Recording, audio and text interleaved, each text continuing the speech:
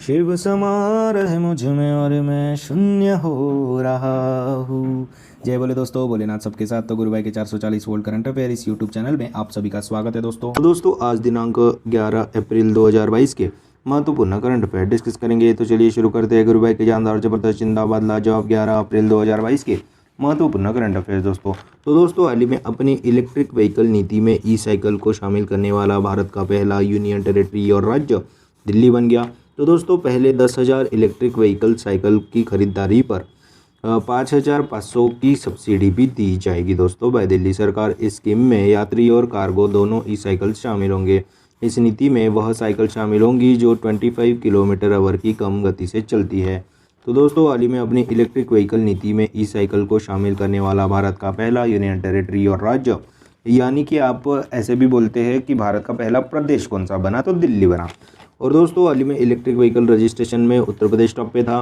केवड़िया गुजरात को भारत की पहली इलेक्ट्रिक व्हीकल सिटी कहा जाता है। हिमाचल प्रदेश के काजा में दुनिया का सबसे बड़ा ऊंचाई वाला इलेक्ट्रिक व्हीकल चार्जिंग स्टेशन की स्थापना की गई थी। अभी हाल ही में गुरुग्राम हरियाणा में भारत का पहला सबसे बड़ा इलेक्ट्रिक व्हीकल चार्जिंग स्टेशन बनाया गया था। भारत का पहला fuel cell project Toyota company ने शुरू किया था, जिसका नाम है टोयोटा मिराई। यह उस कार का नाम है, यह पूरी तरह से हाइड्रोजन से चलता है।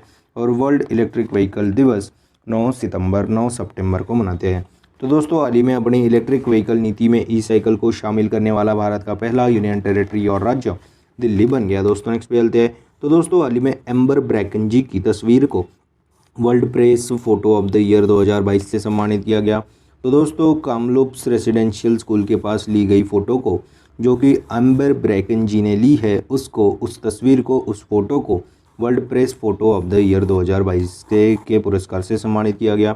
तो दोस्तों 67 साल की इतिहास में world photo of the year के अवार्ड के इतिहास में पहली बार ऐसा हुआ है कि किसी व्यक्ति का फ़ोटो में सहभाग नहीं है, मतलब उस तस्वीर में कोई व्यक्ति नहीं है। तो दोस्तों एडमंटन के फोटोग्राफर एम्बर ब्रैकन जी की तस्वीर को world press photo of the year 2022 से सम्मानित किया गया, जिसका उस तस्वीर का टाइटल क्या था दोस्तों, कामलुप्स रेसिडेंशियल स्कूल नामक था दोस्तों। तो दोस्तों कामलुप्स इंडियन रेसिडेंशियल स्कूल में मरने वाले बच्चों की याद दिलाता है वह फ़ोटो, इसीलिए उस तस्वीर को world press photo of the year 2022 से सम्मानित किया गया दोस्तों। और दोस्तों हाल ही में गवर्नर ऑफ द ईयर, जो कि चिली के सेंट्रल बैंक के गवर्नर है, मारियो मार्सेल जी, इनको यह अवार्ड मिला था। गिलबर्ट होंगबो जी को इंटरनेशनल लेबर ऑर्गेनाइजेशन के प्रमुख के रूप में नियुक्त किया गया था। और दोस्तों हाल ही में एबेल पुरस्कार, जो कि मैथमेटिक्स का नोबेल भी कहा जाता है, उसे डेनिस पार्नेल सुलिवन जी को दिया गया था दोस्तों। तो दोस्तों हाल ही में एम्बर ब्रैकन जी की तस्वीर को world press photo of the year 2022 से सम्मानित किया गया है। दोस्तों नेक्स्ट मिलते हैं। तो दोस्तों हाल ही में पिक्सेल ने स्पेसएक्स के फाल्कन 9 रॉकेट से शकुंतला नामक अपना पहला व्यावसायिक सैटेलाइट को सफलतापूर्वक लॉन्च किया। तो दोस्तों भारतीय स्पेस टेक कंपनी है दोस्तों, जो कि एक स्टार्टअप कंपनी है पिक्सेल। इसने अभी हाल ही में स्पेसएक्स के फाल्कन 9 रॉकेट के साथ शकुंतला नामक अपना पहला व्यावसायिक सैटेलाइट को सफलतापूर्वक लॉन्च किया, यानी कि अपना पहला कमर्शियल सैटेलाइट को, जिसका नाम रखा गया शकुंतला, इसको सफलतापूर्वक लॉन्च किया गया।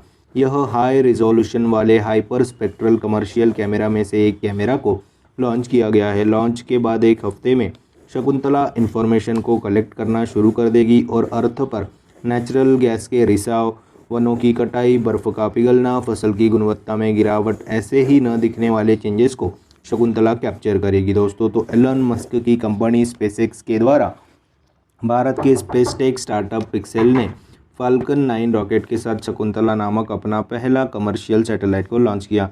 और अभी फाल्कन 9 स्पेसएक्स रॉकेट के साथ इसने एक साथ 143 सैटेलाइट्स को लॉन्च कर यह एक रिकॉर्ड भी बना दिया गया था दोस्तों। तो दोस्तों हाल ही में भारत के स्पेस टेक स्टार्टअप पिक्सेल ने स्पेसएक्स के फाल्कन 9 रॉकेट के साथ शकुंतला नामक अपना पहला व्यावसायिक सैटेलाइट, यानी कि कमर्शियल सैटेलाइट को सफलतापूर्वक लॉन्च किया गया है। दोस्तों नेक्स्ट मिलते हैं। तो दोस्तों हाल ही में ग्रामीण विकास मंत्रालय के राष्ट्रीय ग्रामीण आजीविका मिशन द्वारा HDFC बैंक को सेल्फ हेल्प ग्रुप के लिंकेज में बेस्ट परफॉर्मेंस के लिए एक अवार्ड दिया गया। तो दोस्तों ग्रामीण विकास मंत्रालय के नेशनल रूरल लिवलीहुड मिशन के तहत HDFC बैंक को सेल्फ हेल्प ग्रुप लिंकेज में बेस्ट परफॉर्मेंस करने वाला बैंक चुना गया। HDFC एक ऐसा one and only private bank है जिन्होंने सेल्फ हेल्प ग्रुप लिंकेज में बेस्ट परफॉर्मेंस दिया है दोस्तों। तो दोस्तों हाल ही में ग्रामीण विकास मंत्रालय के राष्ट्रीय ग्रामीण आजीविका मिशन यानी कि नेशनल रूरल लिवलीहुड मिशन के द्वारा HDFC बैंक को SHG लिंकेज में बेस्ट परफॉर्मेंस करने वाला बैंक चुना गया है दोस्तों। और दोस्तों हाल ही में HDFC बैंक और HDFC फाइनेंस लिमिटेड यह दोनों कंपनियों ने आपस में मर्ज किया था, इसीलिए अभी मार्केट कैपिटलाइजेशन में भारत का सबसे बड़ा प्राइवेट सेक्टर बैंक बना था दोस्तों HDFC। तो दोस्तों बात अभी HDFC बैंक की है जिसकी स्थापना 1994 में हुई थी, जिसका हेडक्वार्टर मुंबई में है दोस्तों। तो दोस्तों हाल ही में ग्रामीण विकास मंत्रालय के राष्ट्रीय ग्रामीण आजीविका मिशन द्वारा HDFC बैंक को सेल्फ हेल्प ग्रुप लिंकेज में बेस्ट परफॉर्मेंस करने वाला बैंक चुना गया है दोस्तों। नेक्स्ट पे चलते हैं। तो दोस्तों हाल ही में CEEW यानी कि council on energy environment and water की रिपोर्ट के अनुसार पिछले 2 दशकों में मिजोरम राज्य में जंगल की आग की संख्या सबसे अधिक थी। तो दोस्तों 2 दशकों से जंगल की आग की रिकरिंग यानी कि बार बार आग लगना, इसकी इंटेंसिटी में बढ़ोतरी हुई है। और दोस्तों council on energy environment and water के managing forest fire in changing climate नामक रिपोर्ट के अनुसार पिछले 2 दशकों में जंगल की आग में 10 गुना वृद्धि हुई है और 62% से ज़्यादा भारतीय राज्य उच्च तीव्रता वाले जंगल की आग से ग्रस्त है। और मिजोरम में सबसे ज़्यादा आग लगी है दोस्तों वनों में, फॉरेस्ट में। तो दोस्तों हाल ही में council on energy environment and water की एक रिपोर्ट के अनुसार पिछले 2 दशकों में मिजोरम राज्य में जंगल की आग की संख्या सबसे अधिक थी दोस्तों। नेक्स्ट पे चलते हैं। तो दोस्तों हाल ही में अटल इनोवेशन मिशन को सेंट्रल गवर्नमेंट ने मार्च 2023 तक बढ़ा दिया गया है। तो दोस्तों 2015 में नीति आयोग के तहत अटल इनोवेशन मिशन को शुरू किया गया था। तो यह अटल इनोवेशन मिशन का उद्देश्य क्या है दोस्तों? तो स्कूल, यूनिवर्सिटी, अनुसंधान संस्थान, MSME और उद्योग स्तरों पर देश भर में इनोवेशन को बढ़ावा देना इस मिशन का मुख्य उद्देश्य है। और दोस्तों इस मिशन के तहत 10,000 अटल टिंकरिंग लैब, 101 अटल इंक्यूबेशन सेंटर स्थापित किए जाएंगे और 50 अटल सामुदायिक इनोवेशन सेंटर और अटल नवभारत चुनौतियों के माध्यम से 200 स्टार्टअप्स को समर्थन देना भी इस मिशन के तहत किया जाएगा। तो दोस्तों इसीलिए हाल ही में अटल इनोवेशन मिशन को सेंट्रल गवर्नमेंट, केंद्रीय सरकार ने मार्च 2023 तक बढ़ा दिया गया है दोस्तों। नेक्स्ट पे चलते हैं। तो दोस्तों हाल ही में भारत सरकार ने advisory committee for semiconductor manufacturing के प्रमुख के रूप में अश्विनी वैष्णव जी को नियुक्त किया गया। तो दोस्तों हमारे इलेक्ट्रॉनिक्स एंड IT मिनिस्टर और यह रेलवे मंत्री भी है हमारे अश्विनी वैष्णव जी को हाल ही में भारत सरकार ने advisory committee for semiconductor manufacturing यानी कि सेमीकंडक्टर निर्माण में सलाहकार कमेटी के अध्यक्ष के रूप में, प्रमुख के रूप में अश्विनी वैष्णव जी को नियुक्त किया गया है। और दोस्तों हाल ही में अश्विनी वैष्णव जी ने ही जनवरी 2022 में इंडियन सेमीकंडक्टर मिशन को भी शुरू किया गया था। और दोस्तों अभी दुनिया की टॉप सेमीकंडक्टर कंपनी सैमसंग बन गई थी। तो सन 2021 में इंटेल को पीछे छोड़कर दुनिया की top semiconductor manufacturing company Samsung बन गई थी। और दोस्तों हमारी एक भारतीय कंपनी है वेदांता नामक, वह सेमीकंडक्टर का निर्माण करती है। तो दोस्तों हाल ही में भारत सरकार ने advisory committee for semiconductor manufacturing के प्रमुख के रूप में हमारे इलेक्ट्रॉनिक्स एंड IT मंत्री, रेलवे मंत्री अश्विनी वैष्णव जी को नियुक्त किया गया है दोस्तों। नेक्स्ट पे चलते हैं। तो दोस्तों हाल ही में भारतीय खेल मंत्रालय ने 2022 में खेलों में डोपिंग के उन्मूलन यानी कि एलिमिनेशन ऑफ डोपिंग के एलिमिनेशन के लिए यूनेस्को फंड में 72,124 US$ का योगदान दिया है।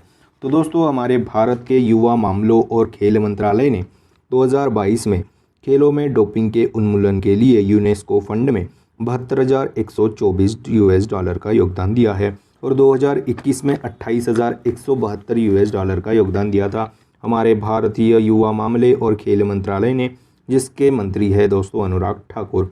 और दोस्तों वर्ल्ड वाइड डोपिंग को रेगुलेट करने वाली बॉडी को क्या दोस्तों कहा जाता है? तो वाडा कहा जाता है, वर्ल्ड एंटी डोपिंग एजेंसी। और दोस्तों वाडा यह इंटरनेशनल कमेटी डोपिंग रिलेटेड सारी रेगुलेशंस को मैनेज करती है। अभी वाडा की एक रिपोर्ट भी आई थी, उसके अनुसार रशिया देश में सबसे ज़्यादा डोपिंग के मामले मौजूद है, दूसरे नंबर पे इटली है और तीसरे नंबर पे भारत है दोस्तों। और भारत में डोपिंग को रेगुलेट करने वाली बॉडी को नाडा कहते हैं, नेशनल एंटी डोपिंग एजेंसी। और दोस्तों नाडा ने अभी नाडा ऐप को भी लॉन्च किया गया था और नाडा के brand ambassador actor Sunil Shetty ji है। तो दोस्तों हाल ही में भारतीय खेल मंत्रालय और युवा मामलों के मंत्रालय ने 2022 में खेलों में डोपिंग के उन्मूलन एलिमिनेशन ऑफ डोपिंग के लिए यूनेस्को फंड में 72,124 US$ का योगदान दिया गया है दोस्तों। नेक्स्ट पे चलते हैं। तो दोस्तों हाल ही में गुजरात राज्य सरकार को वर्ल्ड बैंक और एशियन इंफ्रास्ट्रक्चर इन्वेस्टमेंट बैंक से 75,000 करोड़ का लोन मिलेगा। तो वर्ल्ड बैंक और Asian infrastructure and investment bank ने कहा कि गुजरात सरकार के mission school of excellence project के लिए 7500 यानी कि 7,500 करोड़ रुपीज़ का लोन दिया जाएगा दोस्तों। और एजुकेशन में सुधार लाने के लिए यह स्कूल ऑफ एक्सीलेंस प्रोजेक्ट शुरू किया गया था। उसी के तहत अभी गुजरात राज्य सरकार को वर्ल्ड बैंक और AIIB के द्वारा 7500 करोड़ का लोन मिलेगा दोस्तों।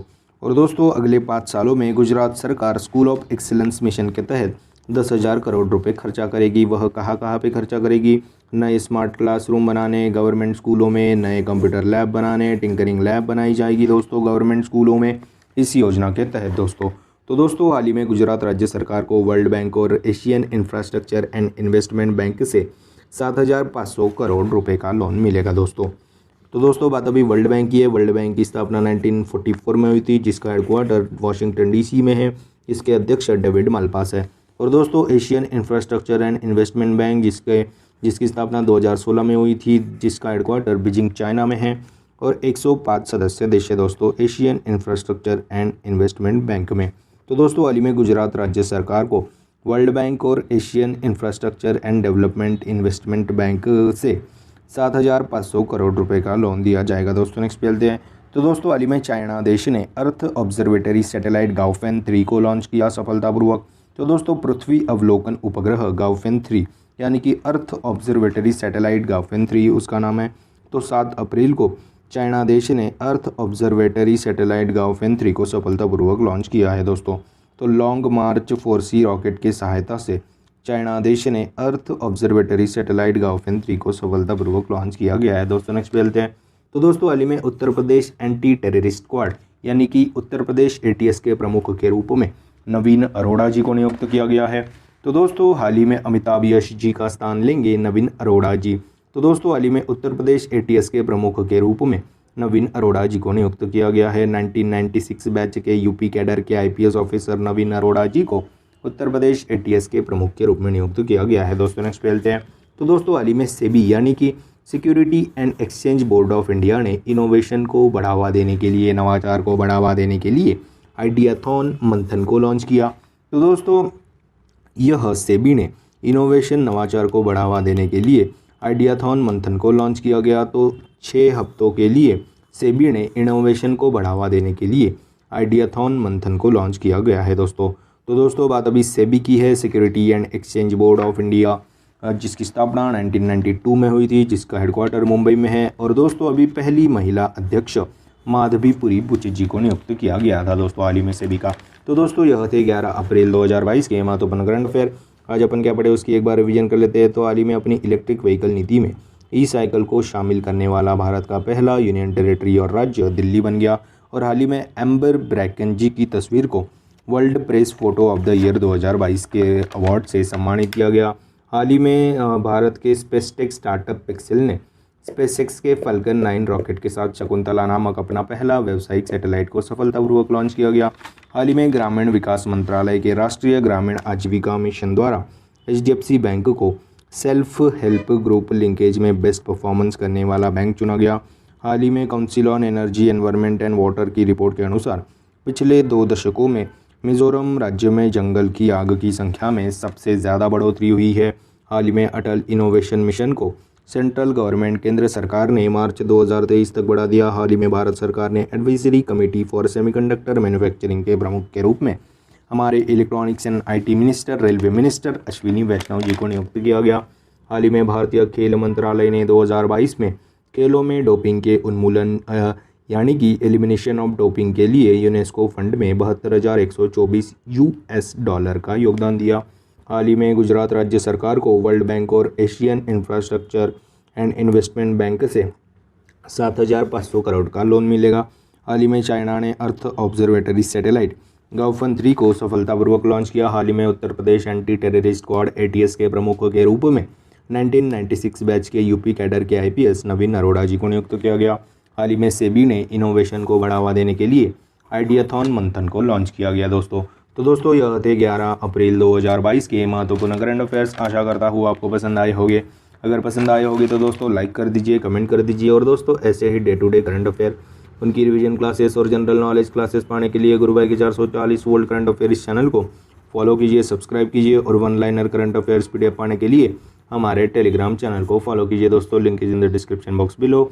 This is Gurubhai signing off. जय शंकर महाराज दोस्तों, जय भोले।